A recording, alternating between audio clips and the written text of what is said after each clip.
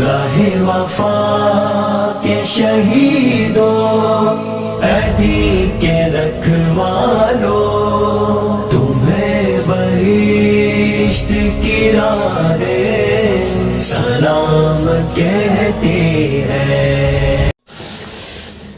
محترم ناظرین، کیا آپ چاہتے ہیں کہ اپنے اسلاف کی تاریخ کو سماعت فرمائیں؟ اگر ہاں تو پھر آپ ایک زندہ قوم ہیں، کیونکہ اپنے اسلاف کی تاریخ کو یاد رکھنا زندہ قوموں کی پہچان ہوتی ہے۔ تو آئیے ہم آپ کو فاتح مصر حضرت عمر بن العاص رضی اللہ تعالیٰ عنہ کی کہانی کی طرف لے کر چلتے ہیں۔ لیکن اس سے پہلے آپ ہمارے یوٹیوب چینل تاریخ اسلاف کو سبسکرائب کریں اور اپنے دوستوں کو شیئر بھی کریں، اور نیچے کمنٹ میں ہمیں اپنی رائے سے مطلع فرمائیں۔ تو سنیے قسط نمبر 14۔ بسم اللہ الرحمن الرحیم۔ ہرقل نے اپنے مذہب عیسائیت کی طرف توجہ دی۔ اس وقت عیسائیت چند ایک فرقوں میں بٹ گئی تھی۔ اگر ان فرقوں کا وجود ہی ہوتا اور ہر فرقہ اپنے اپنے عقیدے کے مطابق عبادت وغیرہ کر رہا ہوتا تو ہرقل اس فرقہ بندی کی طرف توجہ ہی نہ دیتا۔ لیکن اس نے دیکھا کہ یہ فرقے ایک دوسرے کو دشمن سمجھتے ہیں اور وقتاً فوقتاً ان میں لڑائیاں بھی ہوتی ہیں، اور ہر لڑائی میں کچھ آدمی مارے جاتے اور کچھ ایسے زخمی ہوتے کہ ٹانگ یا بازو یا دونوں سے معذور ہی ہو جاتے۔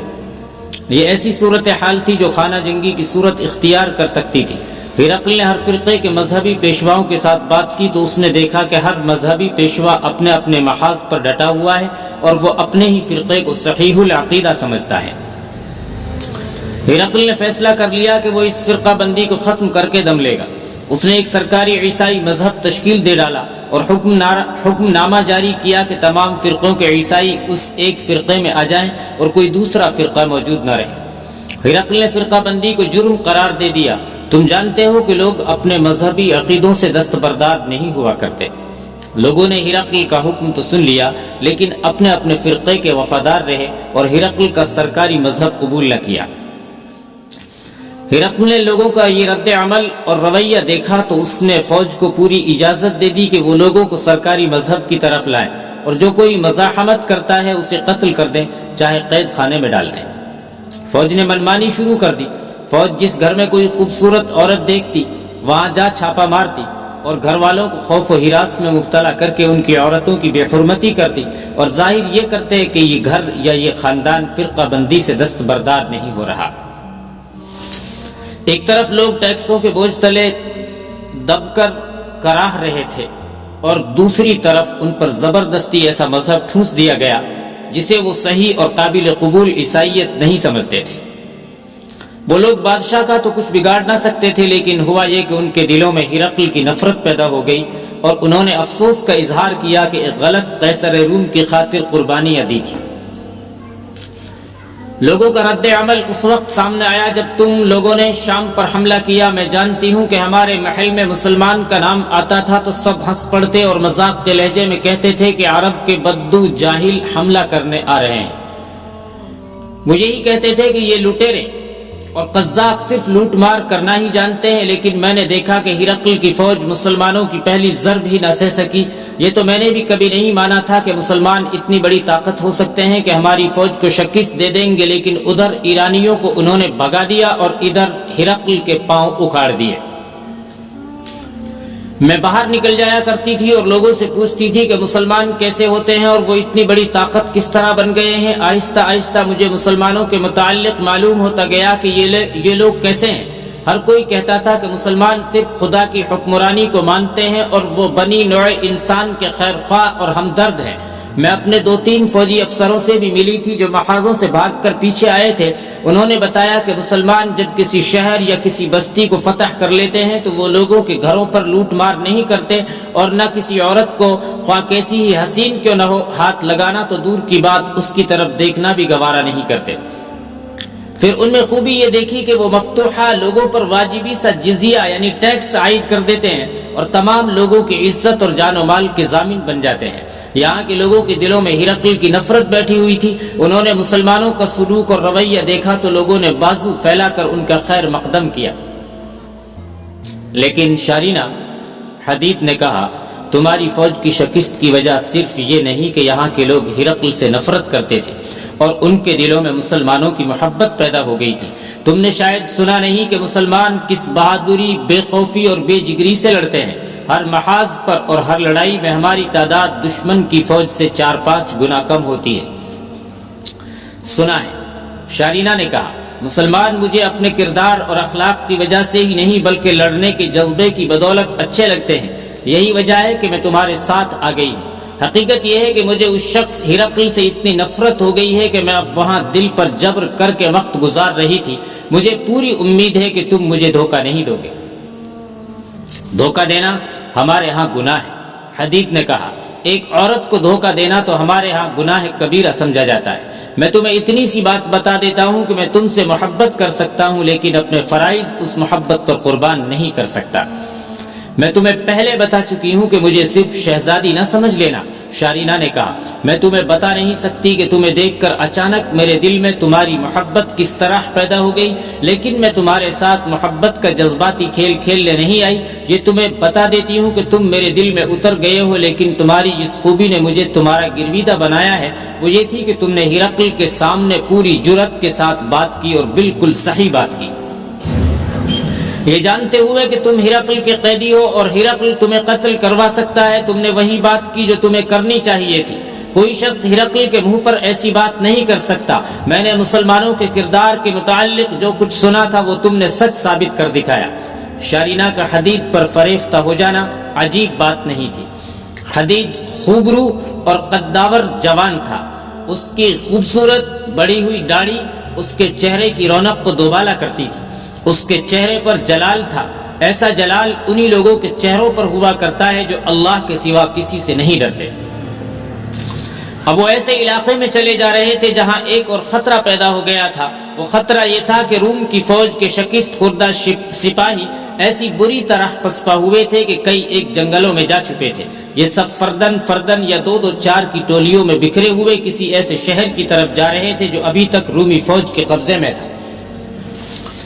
حدید اور شارینہ نے دور سے ایسے 3 فوجی دیکھے تھے، لیکن وہ فوجی انہیں نہیں دیکھ سکے تھے۔ خاصا فاصلہ زیادہ تھا۔ سورج افق پر پہنچ گیا تھا اور اب ان دونوں کو کہیں رک کر رات بسر کرنی تھی۔ کچھ اور آگے گئے تو حدید نے گھوڑا روک لیا اور شارینہ کے کندھے پر ہاتھ رکھا۔ شارینہ نے بھی گھوڑا روک لیا۔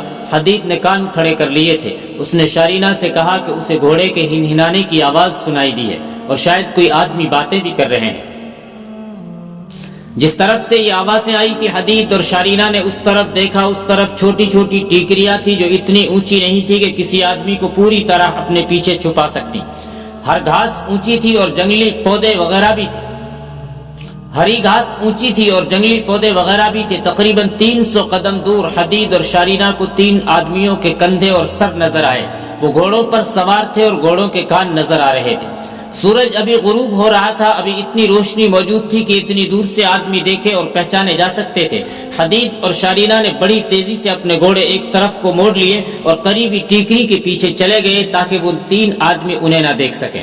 انہیں توقع یہی تھی کہ ان سواروں نے انہیں نہیں دیکھا۔ وہ ایک بلند ٹیکری کی اوٹ میں ہو گئے تھے اور گھوڑوں کی رفتار ذرا تیز کر لی تھی۔ ان تینوں سواروں کا رخ مغرب کی طرف تھا اور حدید اور شارینہ مشرق کی طرف یعنی پورب کی طرف جا رہے تھے، یعنی ان کی سمتیں ایک دوسرے سے الٹ تھیں۔ ابھی وہ 1 میل بھی دور نہیں گئے ہوں گے کہ انہیں ایک بڑی ہی خوبصورت جگہ نظر آئی۔ وہاں شفاف پانی کا چشمہ اور یہ پانی چند گز لمبے چوڑے تالاب کی صورت میں اکٹھا ہو گیا تھا اور ایک طرف سے بہ رہا تھا۔ ارد گرد ذرا اونچی ٹیکریاں تھیں جن پر خوشنما درخت اور ہری بھری جھاڑیاں تھیں۔ ٹیکریوں اور پانی کے درمیان کشادہ جگہ تھی جہاں سرسبز گھاس تھی اور یہ جگہ رات گزارنے کے لیے نہایت موزوں تھی۔ وہ گھوڑوں سے اترے۔ حدید نے دونوں گھوڑوں کی زینیں اتاری اور انہیں پانی پینے اور گھاس کھانے کے لیے چھوڑ دیا اور خود ایک طرف بیٹھ گئے اور شارینہ نے کھانے کا سامان نکالا۔ سورج کبھی کا غروب ہو چکا تھا لیکن چاند نے رات کو تاریک نہ ہونے دیا۔ ہرے بھرے جنگل کی چاندنی اتنی شفاف تھی کہ سورج کے غروب ہونے کا احساس خاصا کم رہ گیا تھا۔ حدید اور شارینہ سونے کی تیاری کرنے لگے۔ اب بے فکر ہو جاؤ حدید، شارینہ نے کہا، اب ہمارے پیچھے کوئی نہیں آئے گا، آرام اور اطمینان سے سو جاؤ۔ میرے پاس تلوار ہے، میں بے فکر ہوں۔ حدید نے کہا، کوئی آ بھی گیا تو پورا مقابلہ کروں گا۔ 2-3 سوار جو ہم نے دیکھے تھے ہماری فوج کے تھے۔ شارینہ نے کہا اچھا ہوا انہوں نے ہمیں نہیں دیکھا، اتنی دور سے میں پہچان تو نہیں سکی، شک ہوتا ہے کہ ان میں سے ایک کو میں جانتی پہچانتی ہوں، وہ اگلے گھوڑے پر سوار تھا اور اس کا سر جھکا ہوا تھا، جو کوئی بھی تھے وہ دور نکل گئے ہوں گے۔ حدید نے کہا صاف پتہ چلتا تھا کہ کسی میدان جنگ سے بھاگ آئے ہیں اور کسی شہر کو جا رہے ہیں۔ لیٹنے ہی لگے تھے کہ انہیں دوڑتے قدموں کی آہٹ سنائی دی، دونوں نے چونک کر اس طرف دیکھا، وہاں ایک رومی سپاہی کھڑا تھا۔ کیا تم دوڑتے آئے تھے؟ شارینہ نے اس سے پوچھا کہاں سے آئے ہو اور کہاں جا رہے ہو؟ بھوکا ہوں، رومی سپاہی نے بھکاریوں کی طرح کہا۔ مسلمانوں نے ہماری فوج کو بہت نقصان پہنچایا ہے، باقی لوگ جو بچ گئے وہ ایسے پسپا ہوئے کہ بکھر کر ادھر ادھر بھاگ نکلے۔ مسلمان بڑی ظالم قوم ہے، ہمیں بتایا گیا تھا کہ یہ عرب کے بدو ہیں جو صرف لوٹ مار کرنا جانتے ہیں، ان سے ڈرنے کی کوئی وجہ نہیں، لیکن وہ تھوڑے سے مسلمان جب ہمارے مقابلے میں آئے تو ہمیں شک ہونے لگا کہ یہ انسان نہیں جنات ہیں۔ ہماری اتنی بڑی فوج کو انہوں نے خون میں نہلا دیا۔ میں آگے جا رہا تھا، آپ کو دیکھا تو آپ کے پاس چلا آیا، کچھ کھانے کو دے دیں ورنہ بھوک سے مر جاؤں گا۔ میدان جنگ سے بھاگنے والے بزدلوں کو بھوکا ہی مرنا چاہیے۔ شارینہ نے کہا وہیں بیٹھ جاؤ، میں کھانے کو تمہیں کچھ دیتی ہوں۔ حدید نے کھانے کی 1-2 چیزیں نکالی اور اٹھ کر اس رومی سپاہی کو دے دی جو وہیں بیٹھ گیا تھا۔ وہ بے تابی اور بے صبری سے کھانے لگا۔ یہیں مت بیٹھے رہو، شارینہ نے کہا، یہاں سے چلے جاؤ اور کہیں جا کر کھانا۔ شارینہ کا انداز اور لہجہ شہزادیوں والا تھا۔ حدید نے شارینہ سے کہا کہ وہ اس طرح رعونت سے بات نہ کرے اور بیچارے کو اطمینان سے کھانا دے۔ رومی سپاہی وہیں بیٹھا کھانا کھاتا رہا جیسے اس نے کچھ سنا ہی نہ ہو۔ رات کی خاموشی میں ایک گھوڑے کی ٹاپ سنائی دینے لگے جو قریب ہی قریب آتے جا رہے تھے۔ حدید کا ہاتھ فوراً تلوار کے دستے پر چلا گیا۔ جو رات گزرتی جا رہی تھی چاندنی اور زیادہ شفاف ہوتی چلی جا رہی تھی۔ جس طرح سے گھوڑے کے ٹاپ آگے بڑھ رہے تھے اس طرف 2 چھوٹی ٹیکریوں کے سرے آپس میں ملتے تھے، لیکن ان کے درمیان راستہ تھا۔ ایک رومی سپاہی اس راستے پر نمودار ہوا، اس نے ایک گھوڑے کی باگ پکڑی ہوئی تھی اور گھوڑے پر ایک آدمی سوار تھا۔ انہیں دیکھ کر وہ رومی سپاہی جو شارینہ کا دیا ہوا کھانا کھا رہا تھا اٹھ کھڑا ہوا اور گھڑ سوار کی طرف چل پڑا۔ وہ تو جھکا جھکا مریل سا آدمی تھا اور لگتا تھا جیسے وہ واقعی بھوک سے مرا جا رہا ہے، لیکن وہ جب اٹھ کر سوار کی طرف گیا تو اس کی چال میں تیزی بھی تھی اور مستعدی بھی۔ حدید تلوار ہاتھ میں لیے اٹھ کھڑا ہوا، لیکن اس نے آگے کو ایک قدم بھی نہ اٹھایا۔ شارینہ بھی اٹھ کھڑی ہوئی تھی۔ دونوں رومی سپاہیوں نے مل کر گھڑ سوار کو گھوڑے سے اٹھایا اور اسے اٹھائے وہاں تک لے آئے جہاں حدید اور شارینہ نے سونے کے لیے کمبل بچھائے تھے۔ سپاہیوں نے سوار کو ایک کمبل پر بٹھا دیا۔ میں یقیناً خواب نہیں دیکھ رہا شارینہ، سوار نے کہا، میں جو کچھ دیکھ رہا ہوں یہ حقیقت ہے۔ حیران اس لیے ہو رہا ہوں کہ ہماری ملاقات کہاں آن کر ہوئی۔ تم نے مجھے نہیں دیکھا تھا، میں نے تمہیں دیکھ لیا تھا۔ ہاں کیلاش، شارینہ نے کہا، تمہیں اس سے زیادہ حیران ہونا چاہیے جتنا ہو رہے ہو۔ میں نے ایسی توقع یا خواہش دل میں رکھی ہی نہیں تھی کہ تم مجھے راستے میں مل جاؤ گے۔ کیا تم زخمی ہو؟